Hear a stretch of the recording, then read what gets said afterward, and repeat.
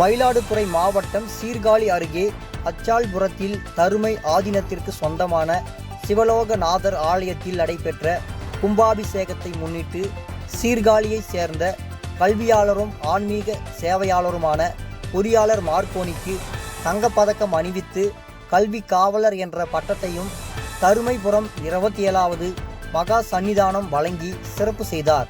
இதில் தருமைபுரம் ஆதீனத்திற்கு சொந்தமான திருக்கோவில்களில் திருப்பணிக்காக 1 கோடிக்கு மேல் சொந்த பணத்தை மார்க்கோனி அவர்கள் செலவு செய்தார் என்பது குறிப்பிடத்தக்கது ஆகும். தினமடை செய்திகளுக்காக மயிலாடுதுறை மாவட்ட ஒளிப்பதிவாளர் நடராஜன். இதேபோல் சுவாரஸ்யமான செய்திகளை தெரிந்து கொள்ள நமது தினமடை யூடியூப் சேனலை சப்ஸ்கிரைப் செய்யுங்கள்.